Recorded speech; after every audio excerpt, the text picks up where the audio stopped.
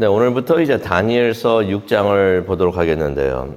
다니엘서 6장. 이제 시대가 바뀌었습니다.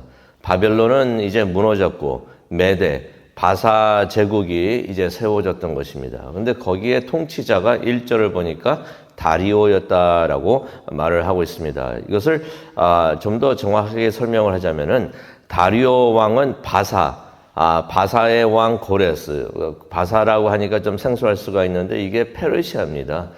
페르시아의 왕 고레스와 함께 바빌론을 무너뜨리고 메대 바사 제국을 세웠는데 거기에 메대 제국의 대표적인 인물이었습니다.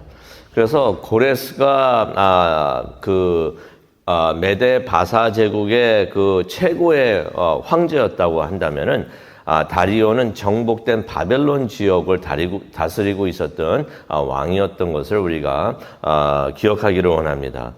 그런데 성경에서 나오는데 다니엘이 바벨론 제국에서도 그랬지만은 이 새로운 제국에서도 총리의 자리를 맡고 있었다라는 말씀이 2절에 나옵니다. 제국이 바뀌었는데 시대가 바뀌고 나라가 바뀌었는데도 다니엘은 계속해서 그 높은 자리에 있었다는 것입니다. 바벨론에서 포로를 끌려왔을 때가 정확히는 모르지만 14살에서 17살 중고등학생 그 나이였다라고 생각을 하면은 지금은 80이 넘었을 그러한 나이가 됩니다. 그런데도 다니엘은 그렇게 높은 자리에서 굉장히 거대한 제국에서 높은 자리에서 일을 하고 있었다는 것입니다. 이게 어떤 의미가 되겠습니까? 다니엘이 훌륭한 것도 있겠지만은 하나님이 그렇게 다니엘을 축복하셨고 또 하나님께서 다니엘을 사용하고 계셨다는 것입니다. 우리가 다니엘의 삶을 보면서 깨닫게 되는데요. 하나님을 섬기는 것에서는 나이는 상관이 없구나 하는 것을 우리가 깨닫게 됩니다. 나이는 그냥 숫자에 불과하구나. 하나님께서 사용하시면은 계속 하나님을 섬길 수 있는 것이 우리 모두가 되고 그것이 은혜가 되는 줄로 믿습니다. 그런데 또 무엇을 깨닫게 되느냐. 오늘 말씀을 통해서도 우리가 보게 되는데 나이가 들었다고 해서 시련과 고난이 없는 것은 아니구나. 하나님께서 그렇게 사랑하시고 또 아끼시고 사용을 하시지만은 그럼에도 불구하고 시련과 고난이 따라오는구나 하는 것을 우리가 보게 되는데요. 다니엘서 6장을 보면서 우리가 다니엘의 모습을 어떤 모습을 보게 되냐면은 다니엘은 기도하는 사람이었다. 정치하는 사람도 아니고 행정을 보는 사람도 아니고 다니엘은 기도하는 사람이었다 하는 것을 성경은 강조를 하고 있습니다. 그런데 그래서 시련을 얻게 되는 것을 우리가 보게 되는데요. 다니엘은 6장에 우리가 보게 되면은 다니엘은 기도하는 사람이었다는 것을 우리가 보게 됩니다. 하루를 기도를 하면서 시작을 했던 것이에요. 성도님들도 지금 오셔가지고 하루를 기도하면서 시작을 하시는데요. 큰 축복 받으시기를 간절히 축원합니다. 다니엘은 하나님의 복을 받았던 사람인데 왜 그랬는가? 하루를 기도하면서 시작을 했던 것이에요. 그래서 다니엘의 집을 보게 되면 다락방이 있었다라는 말씀이 10절에 나오는데 그 다락방이 바로 다니엘의 기도방이었던 것입니다. 거기에 가가지고 예루살렘을 향해서 창문을 열고 3번 기도를 했다라는 말씀이 나옵니다. 새벽에 그렇게 기도를 했고요. 점심 때 그렇게 기도를 했고 저녁 때 그렇게 기도를 하면서 매일 3번씩 기도를 했던 것입니다. 다니엘이 예루살렘을 떠나온 지가 거의 이제 70년이 돼가는데 다니엘은 그렇게 매일 하나님께 기도를 드렸던 것입니다. 창문을 열어가지고 예루살렘을 향해서 기도를 했다는 것은 무엇을 말하냐면 예루살렘을 바라보면서 기도했다는 게 아니라 그곳에 계시는 하나님을 바라보면서 하나님께 그렇게 기도를 했다는 것입니다. 하나님께서 그렇게 기도를 하고 있었던 하나님께 기도를 드리고 있었던 다니엘을 무척이나 사랑을 하셨습니다. 다윗을 우리는 흔히 어떻게 표현을 하죠? 하나님의 마음에 쏙 드는 사람이었다. 하나님의 마음에 합당한 사람이었다. 이거 쉽게 표현하면은 하나님이 꼭 마음에 들어 하셨다라는 표현이 됩니다. 그런데 다니엘은, 다윗이 그런 사람이었다면 다니엘은 어떤 사람이었는가? 10장 11절에도 나오는데 하나님의 은총을 받은 사람이었다라고 말씀을 하고 있는데, 원본에는 어떤 말씀이 있냐면은 은총이 사랑이라는 것이에요. 하나님으로부터 사랑을 받은 사람이다. 다윗은 하나님의 마음에 쏙 드는 사람이었다면은 다니엘은 하나님으로부터 사랑을 받은 사람이다라는 의미가 있는 것입니다. 기도하는 모든 분들 하나님의 크신 사랑을 받는 줄로 믿습니다. 하나님의 큰 사랑이 항상 함께 하시기를 간절히 기도합니다. 다니엘이 많은 나이에도 불구하고 높은 자리에 있었던 것을 우리가 1절을 통해서 보게 되는데요. 메데 바사 제국에는 120명의 지방 장관들이 있었다. 그들이 있으면서 그냥 다스렸다라는 말씀이 1절에 나오는 것입니다. 그 제국을 120부로 이제 등분을 내가지고 거기에 장관들이 한 명씩 있으면서 그 지역을 다스렸다는 것입니다. 그런데 그 사람들을 다스리는데 3명이 그 총리들이 있으면서 그 3명이 또 그 장관들, 지역 장관들을 이제 관리를 하고 있었던 것입니다. 그게 2절에 나옵니다. 근데 그 3명의 총리 중에서 한 명이 다니엘이었던 것이에요. 그런데 3절을 보게 되니까 다니엘이 다른 총리들과 지방 관리들보다 훨씬 우수했다라는 말씀이 나옵니다. 그래서 다리오 왕이 무슨 생각을 하냐면은 다니엘에게 온 나라를 맡겨가지고 다스리게 해야겠구나라고서 그렇게 생각을 합니다. 여기서 우리가 깨닫게 되죠. 우리가 세상에서 성공할 때 꼭 우리의 믿음을 타협을 해야 된다라고 생각할 수가 있는데, 믿음을 타협하지 않고 영적으로 타협하지 않아도 우리가 성공할 수 있구나 하는 것을 우리가 깨닫게 됩니다. 그래서 언제나 어디서나 우리가 믿음을 타협하지 않고 신앙생활을 타협하지 않고 믿음대로 살아가는 우리 모두가 되기를 원합니다. 그렇게 할 때 하나님께서 축복하시고 성공하게 해 주십니다. 왕이 그렇게 생각을 하고 있었던 것이에요. 다니엘에게 다 맡겨야겠구나. 이 사람 진짜 훌륭하다. 다니엘에게 다 맡겨야겠구나 라고 생각을 합니다. 그런데 다른 사람들은 그런 왕의 생각을 알고 있으면서 질투를 합니다. 아마 그렇게 생각을 했던 것 같아요. 다니엘은 아니지. 다니엘은 안 되지. 이 사람들은 어떤 사람들이냐면 이전에 있었던 바벨론 제국의 사람들도 아니에요. 새롭게 생긴 메데 바사 제국의 사람들인데, 그 사람들에게도 다니엘은 어떤 사람이었냐면은 13절에 나옵니다. 사로잡혀 왔던 유다 사람이다. 무슨 말입니까? 포로였던 유다 사람이다라고서 말을 하는 것을 보게 됩니다. 아니, 시대가 바뀌었고 또 이 지역에 온 지 70년이 돼 가는데도 그 사람들 눈에는 아직도 다니엘이 외국인이었던 것이에요. 포로였던 것입니다. 우리하고는 다른 사람이다 라고서 그렇게 레이블을 붙여놓고 그렇게 생각을 하고 있었던 것입니다. 그런 다니엘이 그렇게 높은 자리에 있으면서 우리를 다스려야 돼? 그런 다니엘이 눈에 가시였던 것이에요. 그래가지고 총리들과 지방 관리들이 모여가지고 서로 다니엘 모르게 모의를 합니다. 다니엘이 제일 높은 총리 중에 하나인데 그런 다니엘을 제껴놓고서 서로가 모여가지고 논의를 했던 것이에요. 무슨 논의를 했는가? 7절에 나옵니다. 앞으로 30일 동안 왕이 아닌 다른 신이나 다른 사람에게 기도하는 사람은 누구든지 사자 굴속에 던져넣게 하자. 그래가지고 다리오 왕을 설득해가지고 이것을 법으로 만들자. 그렇게 논의를 합니다. 이 법 내용을 보게 되면은 딱 보이죠. 30일 동안 왕이 아닌 다른 신이나 다른 사람에게 기도하는 사람은 누구든지 사자 굴속에 넣자. 이거 누구를 염두에 두고 만든 법입니까?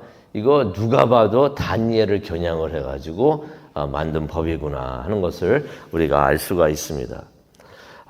근데 그뿐만이 아니라 이 사람들이 이것을 확실하게 하려고 그 법 문서에 왕의 도장을 찍고 그것을 다시는 고치지 못하도록 하자라고 해서 그렇게 논의하고 행동하는 것을 8절과 9절을 통해서 보게 됩니다.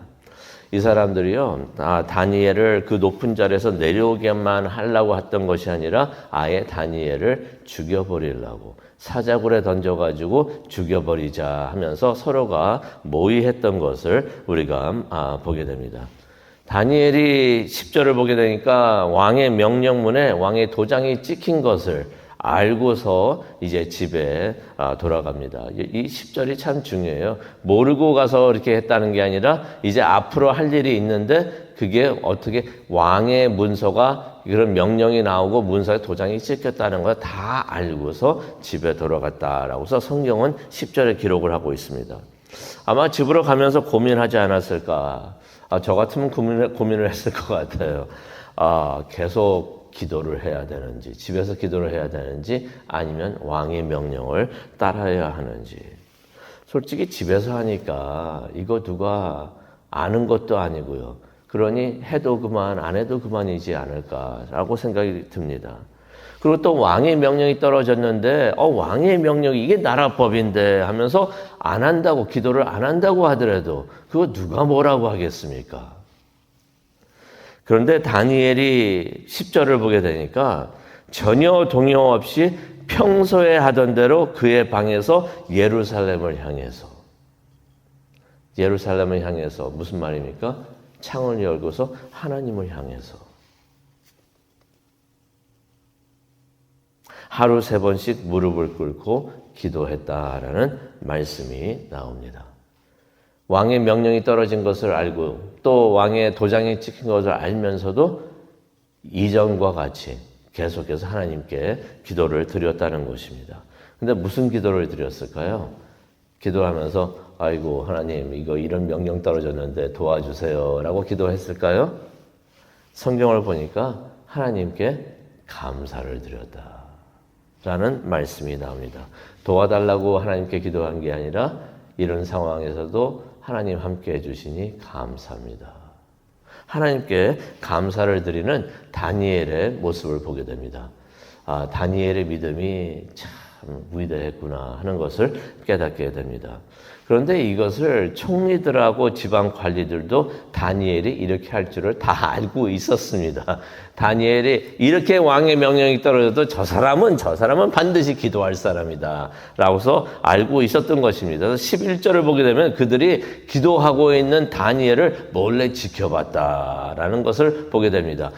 집에 찾아와가지고 기도 하나하나 찾아보고 있으면서 기도하는 것을 몰래 지켜봤다는 것이에요. 그 다음에 12절에 보니까 그것을 왕에게 가가지고 그대로 보고를 합니다.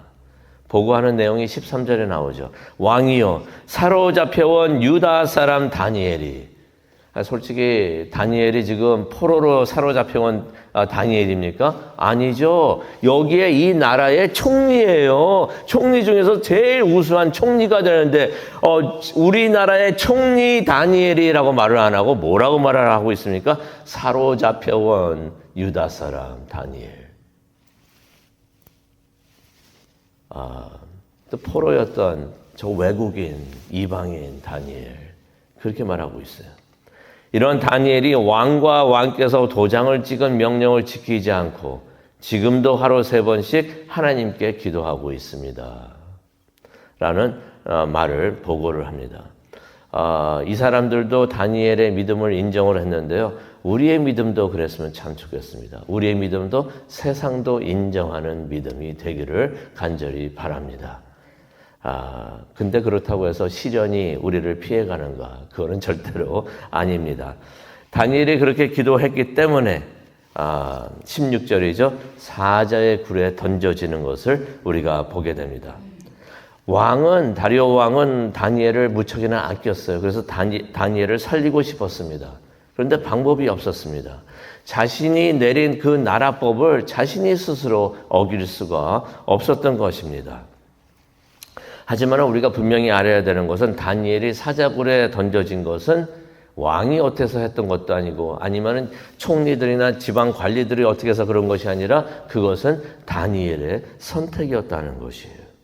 다니엘은 하나님을 배반하고 목숨을 건지는 것보다 비록 험하게 죽게 된다고 하더라도 믿음을 지키는 것을 다니엘은 선택을 했다는 것입니다. 다니엘의 초이스였어요. 다니엘의 선택이었던 것입니다. 다니엘은 편하게 사는 것보다도 죽더라도 하나님을 선택하겠다라는 믿음이었던 것입니다. 근데 여기 성경을 보게 되면은 다리오 왕이 다니엘을 무척이나 아꼈구나 하는 것을 우리가 볼 수가 있는데 16절을 보니까 이런 말을 합니다. 자신이 어떻게 할 수 없다는 것을 깨달으면서 비록 다니엘을 사자굴에 던지라고 명령을 했지만은 뭐라고 말을 합니까? 다니엘에게 이런 말을 합니다. 네가 섬기고 있는 내 하나님이 너를 구원하실 것이다. 하나님을 믿지도 않은 사람이 이렇게 말을 하는 것이에요. 네 하나님이 사자굴에서 너를 구해줄 것이다. 그 다음에 18절을 보게 되니까 다니엘을 사자굴에서 던진 다음에 이 다리오 왕이 왕궁으로 돌아와서 성경을 보니까 아무것도 먹지 않았다고 합니다. 금식을 했던 것이에요. 밤새도록 뜬 눈으로 세웠다. 다니엘을 그렇게 걱정을 했던 것입니다. 그리고 20절을 보게 되니까 다음 날이 되자마자 사자굴로 달려가서 슬피 울면서 이렇게 외칩니다. 살아계신 하나님의 종 다니엘아. 하나님을 믿지도 않은 사람이 하나님을 살아계신다고 말을 하네요. 살아계신 하나님의 종 다니엘아. 내가 항상 섬기는 네 하나님께서 너를 사자들로부터 구해 주셨느냐. 이렇게 물어봅니다. 그랬더니 다니엘이 대답을 하죠. 하나님께서 보호하셨습니다. 천사들을 보내가지고 나를 밤새도록 지켜 보호하여 주셨습니다. 라고 고백하는 것을 우리가 22절을 통해서 보게 됩니다. 왕도 그것을 안 다음에 하나님을 찬양을 합니다. 세상이 하나님을 찬양하는 것을 보게 됩니다. 하나님을 알지 못하고 믿지 않았지만은 하나님을 찬양하는 것을 우리가 보게 되는데 그게 26절과 27절에 기록이 되어 있습니다. 우리가 26절 한번 같이 읽어보기를 원합니다. 26절과 27절 우리 다 함께 읽어보겠는데요. 이거 다리오 왕이 하나님을 믿지도 않는 다리오 왕이 하나님을 찬양하는 말이 되겠습니다. 26절부터 읽겠습니다. 내가 이제 조서를 내리노라. 내 나라 관할 아래에 있는 사람들은 다 다니엘의 하나님 앞에서 떨며 두려워할지니 그는 살아계시는 하나님이시요 영원히 변하지 않으시리요 그의 나라는 멸망하지 않을 것이요 그의 권세는 무궁할 것이며 27절입니다. 그는 구원도 하시고 건져내시기도 하시며 하늘에서든지 땅에서든지 이적과 기적을 행하시는 이로써 다니엘을 구원하여 사자의 입에서 벗어나게 하셨습니다. 이렇게 그 왕이 고백을 하는 것을 보게 됩니다. 26절과 27절 밑줄 그으시기 바랍니다. 말씀을 마치고 기도하는 시간을 갖기를 원하는데요. 살다 보면은 선택의 시간들이 찾아오는 것을 우리가 보게 됩니다. 안전함과 불편함. 성도님은 그 중에서 무엇을 선택을 하시겠습니까? 우리 삶의 안전함과 평안함에는 타협이 있어요. 믿음의 타협이 있습니다. 믿음의 타협을 할 때 편안하고 안전하다고 생각될 수가 있고 불편함에는 믿음을 지키는 신실함이 있는 것을 우리가 보게 됩니다. 불편함을 선택하시겠습니까? 아니면은 편안함을 선택을 하시겠습니까? 솔직히 새벽에 일어나서 교회 와서 기도하는 거 무척이나 불편하죠. 하지만 거기에는 믿음의 신실함이 있는 것을 우리가 깨닫고 하나님께 영광을 올려드립니다. 우리는 믿음을 위해 사자굴도 선택하는 우리 모두가 되기를 간절히 소원을 합니다. 그곳에 하나님이 함께 하시며 하나님께서 우리를 지켜 보호하여 주실 줄로 믿습니다. 사자굴을 선택하시는 성도님 되시기를 간절히 축원합니다. 기도하시겠습니다. 사랑과 은혜가 충만하시는 하나님 아버지 감사합니다. 다니엘의 이야기를 보면서 우리 다시 한번 기도합니다. 기도하는 사람들 되게 하여 주시옵소서. 기도하는 하나님의 성도 되기를 원하고 기도하는 교회가 되기를 원합니다. 아침에 일어나서 하나님께 기도하고 또 집에서 하나님께 기도하는 우리 모두가 되게 하여 주시옵시고, 그러함으로써 하나님의 사랑을 받고 축복을 받는 우리 모두가 될 수 있도록 하나님 축복하여 주시옵소서. 그것을 위해서 기도하는 이 시간 되기를 원합니다. 성령님께서 함께하여 주시고 우리를 인도하여 주시옵소서. 감사합니다. 예수님의 이름으로 기도합니다. 아멘.